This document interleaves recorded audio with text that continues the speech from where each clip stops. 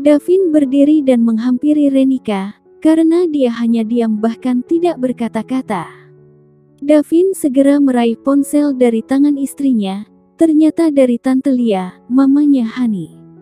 Aku tidak akan menerima panggilan ini, kalau kamu tidak suka. Davin segera mematikan ponselnya. Bu, bukan begitu, aku hanya takut. Mata Renika mengembun. Takut apa?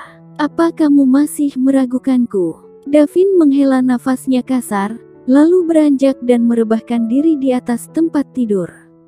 Setelah meletakkan kembali ponselnya di atas meja, hatinya sedikit kesal kepada istrinya sebenarnya karena sepertinya Renika masih meragukannya, padahal sebenarnya nama Hani sudah tidak ada sama sekali di dalam hatinya. Davin menutup matanya untuk sedikit mengurangi rasa kesalnya. Renika menghampiri suaminya itu, ikut berbaring di sebelah suaminya, dengan posisi miring ke arah suaminya yang sedang telentang dengan raut wajah kesal. Dia melingkarkan tangannya di pinggang suaminya itu. Maaf, aku tidak bermaksud meragukanmu, ujar Renika dengan segudang rasa bersalahnya. Davin membalikkan badannya, kini mereka saling berhadapan. Mata mereka bertemu. Renika bisa melihat ada kemarahan dari sorot mata suaminya. Maaf. Mungkin aku yang terlalu cemburuan, desah Renika. Kamu terlalu berlebihan, kamu jadi begitu posesif dan cemburu buta pada siapapun. Coba kamu sedikit lebih terbuka, kamu akan sadar aku hanya mencintaimu. Dengan segala cemburu berlebihanmu itu hanya akan membuatmu terlihat sangat tidak mempercayaiku, ujar Davin. Akhirnya dia mengeluarkan keluh kesahnya yang selama ini dia pendam.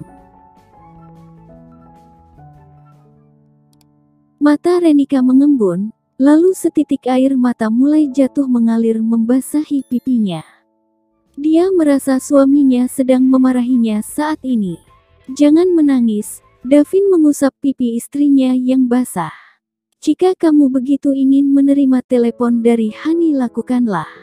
Renika membalikkan badannya memunggungi suaminya itu. Davin tahu istrinya sedang menangis. Hal itu terlihat dari bahu istrinya yang bergetar. Davin memeluknya dari belakang. Punya istri yang manja, membuatnya harus ekstra bersabar. Aku hanya mencintaimu, aku tidak memarahimu. Tapi, sedang memberimu pengertian. Akan lebih baik jika kamu coba berteman dengan para wanita yang dekat denganku. Walau mantanku sekalipun. Davin mengeratkan pelukannya, menyuruhkan wajahnya di ceruk leher istrinya itu. Menghirup wangi sampo yang begitu menenangkan. Renika menghela nafas kasar. Enak sekali suaminya bilang begitu, menyuruhnya untuk berteman dengan para mantannya. Renika membalikkan badannya, menatap Davin kesal. Apa kamu gila, Kak? Menyuruhku berteman dengan para mantanmu?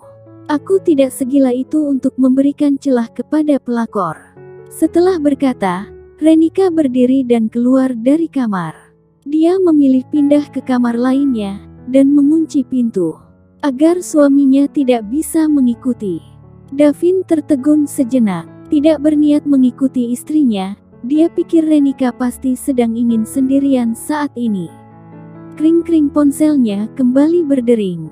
Davin menerima panggilannya kali ini. Sebuah panggilan dari nomor mamanya Hani. Iya tante, ada apa? Ujar Davin ketika sudah tersambung. Bisa kamu ke rumah sakit sekarang, Hani kritis. Suara mamanya Hani terdengar sedih. Bahkan Davin bisa mendengar suara isakannya. Tapi saya sudah pulang ke Indonesia, jawab Davin. Iya tante tahu dari Alicia. Tadi siang tante tidak sengaja ketemu dia saat Alicia pulang dari kampus, jawab mamanya Hani. Oh, jadi tante sudah pulang juga. Davin menghela nafasnya. Dia merasa mamanya Hani ingin memintanya menemui Hani. Iya, sudah seminggu yang lalu. Tante pikir kamu akan pulang ke rumahmu. Tante menunggumu saat mendapat kabar kamu pulang dari Alicia, jawabnya. Jadi bagaimana? Kamu bisa kan datang menemui Hani? Penuh harap itulah yang Davin rasakan dari nada suara mamanya Hani. Baiklah. Kemudian Davin menutup sambungan teleponnya. Segera menyambar jaket dan keluar dari kamar. Dia mencari Renika di kamar lainnya. Beruntung ada satu kamar dengan lampu menyala, mungkin Renika di sana, pikir Davin. Tok-tok. Davin mengetuk pintu kamar beberapa kali, tapi Renika tidak menyahut juga. Ren, buka sayang, aku mau bicara, ujarnya. Tapi tetap keheningan yang dia dapatkan. Ren, aku mencintaimu, maksudku alangkah baiknya jika kalian berteman. Toh aku sudah menjadi suamimu, jangan anggap aku lelaki tidak setia, ujar Davin, sambil berdiri tegak menghadap pintu. Tapi tetap tidak ada jawaban. Aku pergi dulu ke rumah sakit. Hani kritis, ayo ikut. Aku tidak mau ada kesalahpahaman, lanjut Davin. Pergi saja sendiri. Akhirnya suara Renika terdengar dari dalam. Nada bicaranya terdengar ketus. Davin tahu dia sedang marah. Tapi dia sudah berjanji untuk menemui Hani. Keadaannya sedang kritis. Setidaknya sebagai seorang teman tidak ada salahnya menemui Hani. Sekaligus ia ingin menegaskan bahwa ini adalah untuk pertemuan yang terakhir kalinya. Apa kamu yakin? Masih berdiri dengan harapan istrinya ikut. Pergilah. Terdengar kembali suara Renika. Baiklah kalau begitu. Davin sudah membalikkan badannya hendak pergi. Namun suara istrinya menghentikan langkahnya. Silahkan pergi dan aku akan pulang ke rumah mama sekarang juga. Suara Renika terdengar bergetar, mungkin menahan tangis. Davin menghela nafasnya kasar, lalu pergi meninggalkan istrinya yang sedang merajuk. Saat turun dari tangga, tampak orang tuanya sedang berdiri. Rupanya mereka mendengar pertengkaran Davin dengan Renika sejak tadi. Bun, Dad, sapa Davin. Mau kemana malam-malam begini? Tanya Raihan dingin. Hani kritis, sebagai teman aku ingin menjenguknya. Ini juga permintaan dari mamanya, jujur Davin, dengan serba salah. Dia menatap kedua orang tuanya bergantian. Siapa dia? Mita yang bertanya sekarang. Temanku Bun, jawab Davin. Yakin? Sekarang dedinya lagi yang bertanya. Iya, dia temanku. Mungkin dulu dia pernah menjadi pacarku, jawab Davin kembali. Dan kamu lebih memilih menemui wanita lain ketimbang menjaga hati istrimu, Mita berkata dengan ketus, tidak suka dengan pilihan anaknya itu. Bun, dia sakit parah. Bahkan aku rasa umurnya tidak lama lagi. Apa menjenguknya salah? Aku tidak sedang selingkuh. Davin meremas rambutnya frustasi. Melihat keadaan Davin yang serba salah, Raihan merasa kasihan. Sebagai sesama lelaki dia paham maksud anaknya itu. Baiklah pergi saja, ujarnya. Namun perkataannya terpotong oleh perkataan istrinya. Apa? Kamu mengizinkan dia pergi, Rai? Keterlaluan. Sebagai wanita, Mita bisa merasakan kesedihan Renika. Dia hanya menjenguk temannya yang sakit sayang. Lagi pula aku akan menemaninya. Jadi dia tidak akan bisa macam-macam, ujar Raihan, sambil memeluk istrinya erat. Tidak lupa mengecupi seluruh wajahnya dengan penuh kasih sayang. Davin mencebitkan bibirnya. Udah tua juga masih suka bucin-bucinan, cibirnya, yang membuat Raihan kesal. Siapa yang tua? Di usia Dedi yang kelewat matang ini, masih banyak wanita muda yang ingin jadi sugar baby daddy, ucap Raihan bangga. Dia tidak sadar kalau ucapannya barusan akan membuat istrinya sangat marah. Dad, sepertinya Dedi sudah salah bicara. Davin tertawa kecil, dia sudah melihat gelagat bundanya yang sudah memasang raut wajah horor. Apa? Tanya Raihan yang masih belum sadar. Oh jadi ini alasannya, kamu sering bolak-balik ke kantor, supaya bisa digodain gadis belia. Mau punya sugar baby juga? Begitu, cecar Mita dengan nada sinisnya.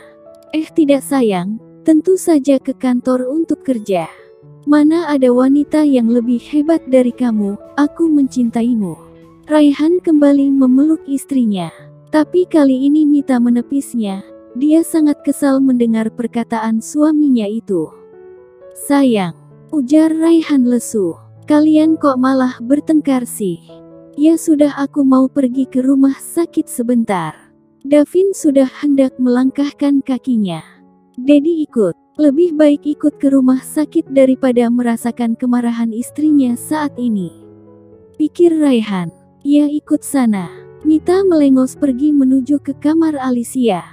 Dia memang akan tidur dengan Alicia jika sedang marah kepada suaminya itu. Raihan menghela nafas kesal, sambil menatap punggung istrinya tercinta. Ini gara-gara kamu, desis Raihan kepada Davin. Kok aku yang salah? Sahut Davin tidak terima. Karena kamu sudah memprovokasi Dedi, ketus Raihan. Davin menatap Dedinya kesal. Lalu mereka segera pergi ke rumah sakit, diantar supir. Di sepanjang perjalanan ke rumah sakit, Raihan terus saja mencecar anaknya itu.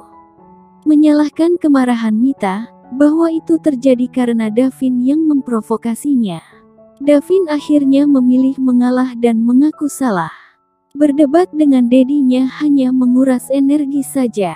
Pasalnya sang Dedi selalu tidak mau kalah. Rumah sakit. Davin dan Raihan sudah sampai di rumah sakit. Mereka menyusuri lorong rumah sakit, mencari kamar Hani dirawat. Dari kejauhan, dia melihat mamanya Hani yang sudah berlinang air mata. Dia tersenyum senang saat melihat Davin datang. Akhirnya kamu datang. Mana istrimu? Apa dia tidak ikut? Mama Hani celingukan. Tidak, dia sudah sangat mengantuk. Dia terpaksa berbohong. Masa harus bilang tidak mau ikut, karena marah dan cemburu. Ini siapa? Kakakmu? Tanya Mama Hani, menelisik Raihan dari atas sampai bawah. Dia memang masih terlihat bugar dan tampan di usia kelewat matangnya. Raihan terkekeh, senang merasa masih dianggap muda. Sedangkan Davin, kesal karena merasa dirinya dianggap tua. Apa aku kelihatan setua itu? Gumam Davin kesal. Mama Hani mengerutkan dahinya, mendengar perkataan Davin.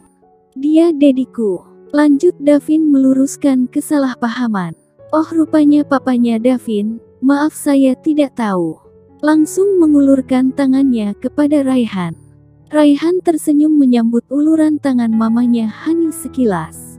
Lalu Davin segera masuk ke ruangan di mana Hani dirawat, bersama dengan Raihan. Hani tampak begitu kurus dengan wajah memucat. Han, ini aku Davin. Aku datang menjengukmu, lekas sembuh ya. Ujar Davin lembut. Mata Hani yang sedang terpejam langsung terbuka saat mendengar suara Davin. Bibirnya menyunggingkan senyuman meski terlihat kaku. Terima kasih, kamu datang. Aku senang. Ucapnya terbata-bata dengan suara yang nyaris tidak terdengar. Tangannya bergerak, sepertinya ingin menyentuh lengan Davin. Namun dia tampak kesulitan. Davin menggenggam tangan Hani. Tenanglah, kamu akan sembuh. Ujar Davin lembut. Mata Hani yang sudah tidak bercahaya lagi, menatapnya lekat. Maaf. Ucapnya lirih. Tak ada yang perlu dimaafkan. Jawab Davin. Sedangkan Mama Hani dan Raihan menatap Hani dengan sedih. Apalagi Mama Hani, dia sudah terisak. Tidak sanggup melihat kondisi anaknya yang seperti itu.